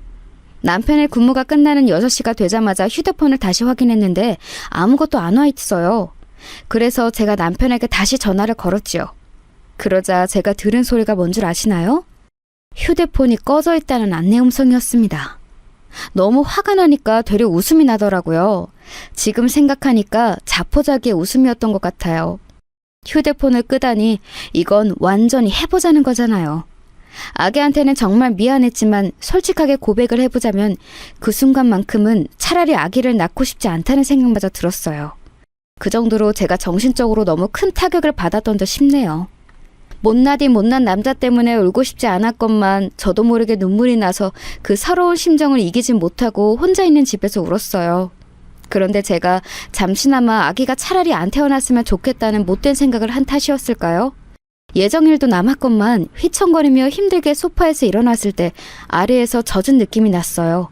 본능적으로 양수가 터진 건가 싶어서 분만실에 연락부터 했네요. 일단 내원하라는 답을 들어서 출산 가방 저 혼자 챙겼습니다. 그러면서 남편에게 전화를 해봤지만 역시나 휴대폰이 꺼져 있었죠. 눈물을 훔치고서 메시지를 남겼습니다. 양수 터진 것 같아서 병원 가니까 이거 보는 대로 병원으로 달려오라고요. 메시지를 딱 보내고 나니까 그때부터 미친 듯이 진통이 시작되었어요. 식은땀이 줄줄 흐르고 눈앞이 흔들거렸습니다. 급하게 택시 불러서 병원으로 향했어요. 우리 부모님께 내가 혼자 이렇게 진통하는 모습 보여드리는 건 싫어. 보시면 분명 가슴 아파하실 거고 나도 왠지 이런 모습 보여드리면 불효하는 게 될까봐 망설여지네. 직관적으로 표현을 하자면 저는 왠지 자존심이 꽤 상했던 것 같아요. 그런 모습 친정 부모님께 드러내기에는 저의 자존심이 강했던 듯 싶네요. 내진을 받아보니 작업문이 이미 열리고 있었고 진행 상태였기에 바로 입원실로 올라갔습니다. 입원 수속 당연히 저 혼자 밟았어요. 보호자 없냐고 아이 아빠는 어디 있냐고 그렇게 간호사분들이 물으시는데 몸이 아픈 상황에도 제가 순간 얼굴이 화끈거렸네요. 초산임에도 진행이 워낙 빨라서 저는 병원에 도착한 지 딱 4시간 만에 출산을 하였습니다. 죽다 살아났다는 말밖에는 정말 할 말이 없는 출산이었어요. 저는 제가 이대로 세상 하직하는 줄로만 알았는데 제 소중한 아기 귀염둥이가 세상 밖으로 나오자마자 정말 거짓말처럼 고통이 사라지더군요. 아주 신기한 경험이었어요. 무사히 출산을 마치고 나서 친정 부모님이 와주셨고요. 제가요, 갓 태어난 아기를 보면서 이루 말할 수 없이 감격했지만 그래도 울지는 않았거든요. 그런데 친정 부모님 얼굴을 딱 보자마자 마치 수도꼭지를 튼 것처럼 눈물이 줄줄 흘러나왔습니다. 우리 딸 정말 장하다. 정말 대견해. 엄마가 된 걸 축하한다, 우리 딸. 좋은 날이고 행복한 날이니까 너무 울지 말어. 그래, 미영아. 그렇게 울면 호흡 딸릴까봐 걱정된다. 저기 그런데 장서방은 아직이야? 아무래도 회사에서 야근을 하다가 출발이 늦게 된 모양이지? 그래도 지금쯤이면 도착을 했어야 맞는 거 아닌가? 아무데도 안 보이고 좀 전에 내가 전화를 해봐도 전화기가 아예 꺼져 있고. 미영아, 혹시 장서방하고 연락은 언제 한 거니? 친정아빠께서 제 눈치를 살피시며 조심스레 질문을 하시는 기색이 느껴졌습니다. 저는 어떻게 대답해야 할지는 몰랐어요. 있는 그대로를 말씀드리자니 그것만으로도 불효를 저지르는 느낌이었고 자존심도 너무 상했습니다. 친정 부모님께서는 제가 남편하고 아무 문제 없이 원만하게 잘 지내는 줄로만 알고 계실 것이 분명했기에 놀라게 해드리고 싶지 않았어요. 친정 엄마의 말씀처럼 아기가 무사히 태어난 좋은 날이고 행복한 날이었으니까요. 그게요, 사실은 아주 중요한 부서 전체 회식이 있다고 하길래 제가 가라고 그랬어요. 제가 출산 예정일이 얼마 안 남긴 했지만 별일이야 있겠나 싶어서 그냥 회식 참석하고 그것도 일종의 업무의 연장선이니까 열심히 최선을 다하라고 그랬어요. 퇴근하고 회식 장소로 이동하면서 저한테 연락 왔었고요. 그때까지만 해도 제가 진통 시작 전이었기 때문에 회식 잘하라는 말만 해줬네요. 그 후로 아마 배터리가 다 되어서 휴대폰이 꺼진 모양인데 회식에 열중하느라 휴대폰 상태 확인도 못한 거겠죠? 아마 집에 갈 때가 되면 휴대폰 꺼진 거 알고 얼른 충전을 하든지 할 사람이에요. 그래? 왠지 영 미심쩍다 싶었건만 네가 그렇게까지 말을 한다면야 그런 거겠지. 이 시간까지 회식을 하다니 대체 몇 차까지 달리는 거야? 그 회사도 어지간히 직원들을 무리시키는구나. 미영이 너는 괜찮은 건 맞지? 아빠가 장서방 오면 쓴소리 좀 해주랴? 아니에요. 쓴소리는 제가 해줄 준비 이미 다 마쳤으니까 아빠는 나서실 필요 없어요. 죄송한데 저 갑자기 너무 노곤해져서 잠깐 눈 좀 붙일게요. 아이고, 너 힘들 텐데 우리가 눈치도 없이 자꾸 말을 붙이고 있었구나. 그래 미영아. 정말 수고 많았으니 얼른 눈 좀 붙이고 쉬어라. 귀염둥이는 우리가 잘 지켜볼 테니까. 그렇지 여보? 우리는 이만 자리를 비켜주자. 친정 아빠께서는 제가 불편할까봐 노심초사하시면서 친정 엄마의 손을 이끌고 병실을 나가셨어요. 저는 너무 죄송하고 가슴이 허해서 한숨만 내쉬었네요. 제가 왜 그 못난 남편을 변호하기 위해 친정 부모님 앞에서 구구절절 떠들었는지 기분이 너무 착잡했습니다. 아기를 만난 감동으로 끓어오르고 있어야 할 때에 남편 때문에 속상해하고 있다는 것 자체가 너무 싫었네요. 남편이 병원에 온 건 아침 해가 다 뜰 무렵이었습니다. 어제 출근했던 옷차림 그대로 왔더군요. 정말 수상하게 짝이 없었죠. 과연 친구들과의 술자리였을지 아니면 여자와 함께 놀아난 것인지는 알 수 없는 일이었어요. 밤새 끙끙거리며 잠을 자다 말다 했던 저는 남편이 들어서는 장면을 딱 목격했습니다. 꼴을 보아하니까 집엔 안 들렸구나? 그럼 이 시간까지 대체 어디서 뭘 하고 있었어? 휴대폰도 꺼놓고 자기 와이프가 목숨 걸고 출산하는 동안 도대체 뭘 하고 있었던 거야? 당신 무사했구나. 아기 잘 나왔구나. 우리 귀염둥이 세상에 태어난 거야? 정말 고마워. 정말 수고 많았어. 그리고 내가 정말 미안해. 술 마시는데 방해될까봐 휴대폰을 꺼뒀는데 도중에 한번 켜본다고 생각만 해놓고 완전히 까먹고 말았어. 휴대폰 켜자마자 당신이 남긴 메시지 확인하고 불이 나게 달려온 거야. 그럼 불이 나게 달려와야지 터덜터덜 걸어오니? 그걸 지금 자랑이랍시고 나한테 하는 말은 아니지? 당신은 아빠가 될 자격조차 없는 사람이야. 같이 있는 것도 소름이 끼치려고 해. 얼굴 꼬라지 보기 싫으니까 당장 꺼져. 미안하다고 했잖아. 아니 내가 신도 아닌데 어떻게 출산일을 정확히 맞출 수가 있겠어? 우리 귀염둥이가 태어날 줄 알았다면 나는 억만금을 주는 술자리라고 해도 절대 안 갔을 거야. 출산 예정일이 아직 꽤 남았다는 생각만 하고서 놀러갔던 죄밖에 없어 나는. 지금 그 말은 그러면 예정일보다 일찍 출산한 내가 잘못이기라도 한다는 거야? 이 상황에서? 당신 아까 우리 부모님이 오셨는데 당신은 어디에 있냐고 나한테 그거 물어보시더라. 근데 내가 당신이 중요한 회사 회식 자리에 갔다고 거짓말을 해버렸어. 내가 왜 그랬는 줄 알아? 당신 위해서? 당신 좋으라고?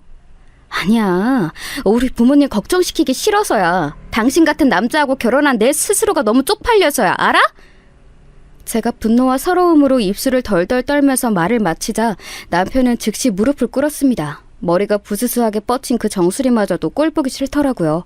아나무인 같은 인간이 제 앞에서 무릎까지 꿇었는데 저는 왠지 그것조차 가식으로 보이더군요. 제가 갓 낳은 아기의 아빠인 사람인데도 샘솟기 시작한 모정으로도 감싸기가 힘들어지고 있었어요. 용서해달라며 고개까지 푹 숙인 남편을 내려다보며 제가 이를 악물고서 말했네요. 그래도 아기 아빠니까 아기는 보고 가. 그런 자격 정도는 있다고 생각하니까. 하지만 나 찾아와서 볼 생각은 하지 마. 너무 소름 끼치고 화가 나서 오히려 나 회복하는 데 역효과만 나. 남자로서의 자존심도 다 내려놓고 내가 지금 무릎까지 꿇고서 애절하게 빌고 있는데 당신은 이걸 보고도 마음의 동요가 없어? 당신 말대로 내가 우리 아기 아빠잖아. 좋든 싫든 그건 사실이고 당신이 지금 이렇게 감정 앞세워서 굴면 결국에 이건 당신만 손해인 짓이야. 잘 생각했으면 좋겠다. 뭐? 참나 진짜 어이가 없네. 내가 분명하게 경고하는데 한 번만 더 그런 개소리하면 아예 병원에다가 얘기해서 당신 면회 자체를 막아둘 거야. 산모가 요청하면 그거 가능한 걸로 알고 있어. 그러면 당신은 우리 아기 얼굴도 못 보는 거야. 그렇게 되고 싶으면 계속 그런 개소리를 짓거려 보든가. 제가 단호하게 맞서자 남편은 꿀먹은 벙어리가 되어서는 조용히 일어나 병실을 나갔습니다. 1초라도 더 면상을 보기 싫은 게 진심이기는 하였으나 정말 더 이상 저에게 용서를 구하지도 않고 진심 어린 사과도 하지 않고 휙 가버리는 그 태도에서 저는 정남이가 떨어지는 느낌을 받았어요. 인간관계에서 가장 무서운 게 바로 정 떨어지는 거라던데 어떻게 보면 그때부터 이미 돌이킬 수 없어졌는지도 모르겠습니다. 퇴원을 위해서 산후조리원으로 갔어요. 원래는 이 시기에 시부모님께서 한국에 돌아오실 예정이었으나 계신 곳에서 독감 바이러스가 유행하는 바람에 그러시지를 못했습니다. 일정이 너무 늦춰지게 되었다며 두 분께서 아쉬워하셨는데 영상통화로 아기를 바라보시는 눈빛에 사랑이 넘치셔서 기분이 내심 묘했어요. 왜 남편은 자기 부모를 닮지 않았는지 그것이 안타깝고 의문이었습니다. 조리원 생활을 하는 동안 남편에게서는 이렇다 할 건덕지가 없었습니다. 딱 3번 와서 아기만 보고 간 게 다였어요. 저한테는 카톡으로 용서와 관련된 명언 이런 거나 보내왔고요. 철이 없는 것도 정도가 있지. 생각이 짧은 것에도 정도가 있지. 정말 머리가 아팠습니다. 제가 자꾸만 내쉬는 한숨이나 아기만 슬쩍 보고 가버리는 남편의 태도를 보고 친정 부모님께서는 뭔가를 감지해내신 것 같았어요. 표정을 보니까 오묘하더라고요. 하지만 저에게 선뜻 말씀을 안 꺼내신 건 저를 배려해서 그러신 거겠죠. 미영아, 여기서 별로 편해 보이지 않는데 너만 괜찮으면 우리 집 가서 마저 몸 풀고 지내는 거 어떠니? 저야 그러면 너무 좋지만 두 분이 너무 고생하실까봐 그게 좀 걱정이에요. 엄마는 저 때문에 집에서 그럼 계속 쉬지도 못하실 텐데. 네가 좋다면 다른 건 안 따져도 돼. 그럼 우리 집으로 얼른 가는 걸로 하자. 친정 엄마께서는 예전에 건강이 안 좋으셨던 때의 후유증인지 관절이 안 좋으셨지만 그런 내색도 안 하시고 무조건 저를 반겨주셨어요. 친정 아빠께서도 싱글벙글이셨고요. 무조건적인 제 편이 있다는 게 감사해서 저는 남편이 얼마나 못난 놈인지도 잊고 편하게 친정에서 며칠을 지냈습니다. 그리고 원래 친정에서 이틀을 더 머무는 게 본래 계획이었지만 그냥 앞당겨서 집에 들어가기로 하였어요. 저는 사실 조리원에서부터 계속 저희 집 안방의 침대가 계속 그리웠거든요. 딱 제 체형과 잠버릇에 맞춰서 매트리스를 골랐던 제품이라서 그런지 그 침대가 유독 생각이 났어요. 그런 참에 친정 엄마의 고향 친구 모임이 갑자기 한 주 당겨지면서 그 주의 주말로 변경이 되었거든요. 저하고 아기가 있으면 친정 엄마께서 편히 노실 생각도 안 드실 테니 그냥 빨리 집으로 돌아가는 게 낫겠더라고요. 친정 아빠께서 무척 서운해 하셨죠. 우리 딸이랑 손녀딸이랑 같이 지내서 참 행복하고 좋았는데 이제 집에 가면 앞으로 계속 장서방이랑만 놀고 지낼 거지? 엄마 아빠는 모른 척 할 거지? 벌써부터 섭섭해지려고 한다. 내가 마음의 준비를 해놓고 있어야겠구나. 아니에요. 제가 두 분 뵈러 자주 놀러 올게요. 저 혼자라도 올 거예요. 왜 이렇게 자주 오냐고 잔소리 하실 정도로 올 테니까 지금 그렇게 안 섭섭해 하셔도 돼요. 그렇다면야 우리야 환영이다만 장서방 의견은 듣지도 않고 미영이 너 혼자 이렇게 우리 보러 자주 오겠다고 미리 정해도 되는 거야? 이제 아이가 태어났으니 부모 둘이서 하루 24시간이 모자라도록 아이만 쳐다보고 있어도 모자랄 것 같은데 정말 우리한테 네가 자주 오겠다고? 너 진짜로 장서방이랑 별 문제 없는 거 맞지? 제가 손사래까지 쳐가면서 문제 없다고 강조를 했죠. 하지만 그런 제 노력이 무색해지는 상황이 코앞에 닥쳐 있었더라고요. 친정 부모님 그리고 아기와 함께 집으로 당도한 저는 신발장에서 낯선 여자 구두부터 마주하게 되었습니다. 인지보다도 빠르게 몸이 움직이더라고요. 저도 모르게 성큼성큼 걸음을 옮겨서 안방으로 향했어요. 안방에는 제가 지난 몇 주간 그리워했던 그 침대 위에서 뒹굴고 있는 남녀가 있었습니다. 쪽쪽 거리느라 정신이 없어서 집에 사람이 들어온 것도 몰랐던 둘은 방에 제가 들이닥치자 그제야 소스라쳤어요. 당신 지금 여기 왜 있어? 아직 처가 있어야 하잖아. 이 모양 이 꼴일까봐 일찍 와봤어. 저 여자는 누구야? 내가 혹시나 해서 묻는 건데 나 혼자 서럽게 출산하던 날 저 여자 만나서 놀았던 건 아니지? 제가 비소를 지으면서 묻자 황당하게도 그 상간녀가 흠칫 놀라더라고요. 그것만으로도 맞다는 확신을 얻을 수 있었네요. 이런 짐승만도 못한 놈을 어쩌면 좋을지 제가 허탈한 웃음을 흘리고 있을 때였습니다. 이게 도대체 뭐하는 짓거리인가? 장서방, 감히 우리 딸을 두고 이딴 추잡스러운 짓거리를 해? 장인어른, 게다가 장모님, 다 같이 오신 거예요?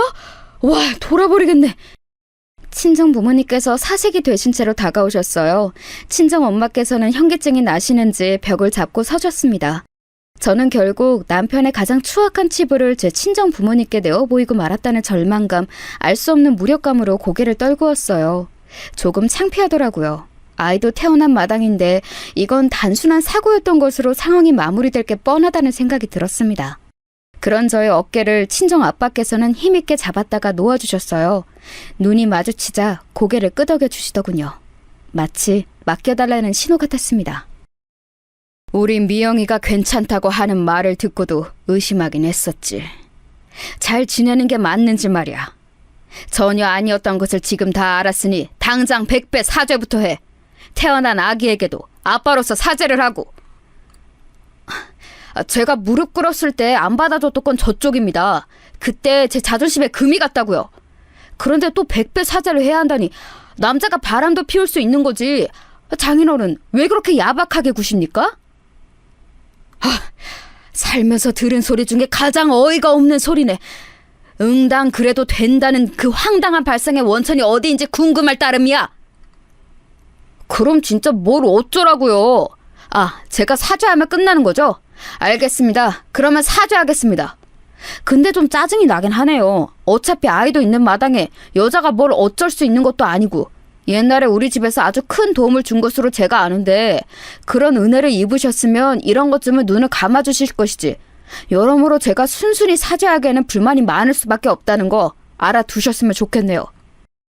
남편이 툴툴거리면서 아주 못난 모습의 끝장을 보여주더군요. 제가 아주 진저리를 치고 있을 때 친정아빠께서는 휴대폰을 위로 들어 보이셨습니다. 통화 시간이 올라가고 있는 화면이 보였어요. 남편은 삽시간에 아주 사색이 되어 있었죠. 그거 지금 뭡니까? 어디에 전화를 거신 거예요? 사돌이라는 글자는 설마... 아까 통화 버튼을 눌러두었지. 자네가 목소리를 아주 크게 해준 탓에 내용 전달도 잘 된 모양이야. 저는 재빠른 친정아빠의 기지에 깜짝 놀랐습니다. 어느새 그런 행동을 하신 것인지 제가 눈으로 포착하지 못했어요. 곧이어 휴대폰을 타고 시아버지의 노한 음성이 들려왔습니다. 상황은 다 파악했다, 이 못난 녀석아. 너에게는 앞으로 국물도 없을 줄 알아라. 이혼을 하든 말든 그건 오로지 우리 며느리의 선택이야. 너는 선택권도 없어. 예? 그건 너무하시잖아요. 아버지 자식은 저라고요. 너는 지금 내 자식이 아니라 사탄의 자식이다. 이 남자 망신 다 시키는 놈아. 며느리와 손녀가 우리 집안 사람이지. 너는 이제 우리 집안 사람도 아니야. 네가 글러먹은 걸 알면서도 그래도 결혼하고 나면 철이 들겠지 싶었던 것이 내 착각이었구나. 우리 며느리같이 똑부러지는 상대를 만나서 이게 개가천선하는 줄 알았더니 전혀 아니었구나. 너에게는 한 푼도 재산을 안 줄 거고 지금 그 집도 네 거 아니니까 하여간 그런 줄 알아라. 사돈, 다음 달에 나가는 대로 찾아뵙겠습니다. 욕 보시느라 고생하셨습니다. 죄송할 따름입니다. 남편이 혼인 쏙 빠져서 충격으로 몸을 떨고 있을 때 시아버지께서는 친정아빠께 정중한 인사를 남기셨어요. 그에 더욱 타격을 입었는지 남편은 바닥에 그대로 엎어져서는 오열하기 시작했죠. 만약 저 혼자 집에 도착해서 그런 광경을 목격했다면 그저 증거 남기고 화를 내는 것에만 급급했을 거예요. 친정아빠와 같은 발상은 못 해냈을 테죠. 그래서 감사했고 너무 죄송했습니다. 그런 저를 친정 부모님께서는 양 옆에서 꼭 끌어안아 주셨어요. 다 괜찮다는 듯이 말이에요. 그러자 제 마음속 저도 모르고 있던 응어리가 슬슬 풀리더군요. 마음을 굳게 다잡았어요. 저는 그 이후로 제가 원하던 대로 상황 처리를 하였습니다. 정신을 차려보니 현장에서 뱀처럼 도망간 뒤였던 상간녀에게는 소송을 걸었죠. 자택과 직장으로 내용을 크게 보내주었습니다. 망신 제대로 당했을 거예요. 남편은 갖다 버릴까 하다가 곰곰이 생각한 끝에 일단은 이혼을 보류했어요. 왜냐하면 저에게 재혼 의사가 없기 때문이었습니다. 남편은 지금까지 줄곧 저에게 용서를 받으려고 혈안이었지요. 하지만 저는 물론이고 온갖 식구들에게 전부 투명인간 취급을 받고 있어요. 참고로 저는 아이하고 둘이서 집도 따로 살고 있네요. 시댁의 아낌없는 지원 덕분에 걱정이 없어요. 내가 진심으로 잘못했어. 이제는 진짜야. 나 모든 일을 다 후회해. 내가 죽을 죄를 지었어. 그러니 한 번만 더 나에게 기회를 주면 안 될까? 왜 또 찾아와서 난리야? 남자라면 너무 구차하게 그러지 마. 남자의 위신 다 떨어질까 봐 걱정된다. 제가 한껏 비웃어줬더니 남편이 엉엉 울더군요.